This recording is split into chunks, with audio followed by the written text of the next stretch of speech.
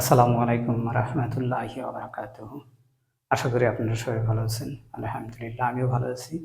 আজকে ট্রান্সফরমেশনাল সেন্টেন্সের থার্ড ক্লাসে অ্যাফার্মেটিভ টু ইম্পারেটিভ সেন্টেন্স করতে যাচ্ছি। ওকে, লেটস স্টার্ট।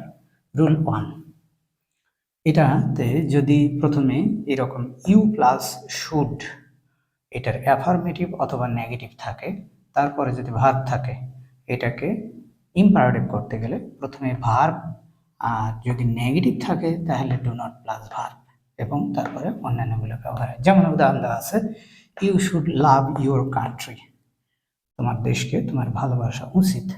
এটাকে আমরা কি করব, প্রথমে ইউ শুড যেটা আছে এটাকে বাদ দিব, দিয়ে এখানে প্রথমে যেটা ভার্ব আছে লাভ, তারপরে বাকি লাভ ইউর কান্ট্রি। আর এটা যদি নেগেটিভ থাকে, you should not tell a লাই, তোমার মিথ্যা বলা উচিত নয়, এটাকে ইউ শুড বাদ দিব, আর নটের জন্য এখানে করব ডু নট টেল এ লাই, এইভাবে। আর যদি এখানে থাকে never, you should never tell a lie, never tell a lie, অর্থাৎ ডু নটের বদলে তখন নেভার ব্যবহার হবে। এইভাবে আমরা অ্যাফার্মেটিভ থেকে ইম্পারেটিভ করতে পারি। এবার আসি 2 নাম্বার রুলে, যদি সাবজেক্টের জায়গায় আই অথবা উই থাকে, তারপরে request you, I request you, তারপরে ভার্ব ইউ টু প্লাস অন্য ভার্ব থাকলে, তাহলে সেই ক্ষেত্রে কি হবে, আই রিকোয়েস্ট ইউ টু পর্যন্ত এটাকে বাদ দিয়ে আমরা দিব প্লিজ, তারপরে যে ভার্বটা থাকে সেই ভার্বটা। যেমন I request you to come in, please come in, তার মানে আই রিকোয়েস্ট ইউ টু বাদ দিয়ে এখানে শুধুমাত্র প্লিজ ব্যবহার হলো।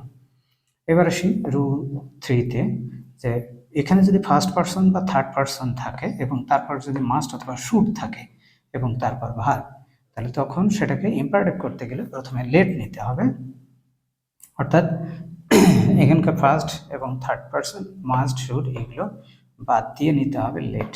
এরপর কি করতে হবে, যে ফার্স্ট পারসন বা থার্ড পারসন থাকবে সেটাকে অবজেক্ট ফর্ম করতে হবে, অর্থাৎ ফার্স্ট বা থার্ড পারসন, সরি এটা হচ্ছে থার্ড,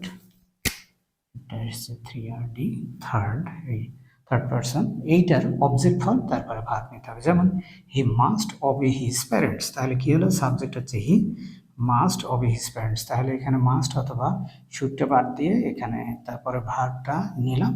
তাহলে এরপর দিতে হবে কি, এখানে লেট দিয়ে শুরু করতে হবে, লেট, তারপরে হি এর অবজেক্ট ফর্ম হচ্ছে হিম, অবে his parents, let him অবে his parents.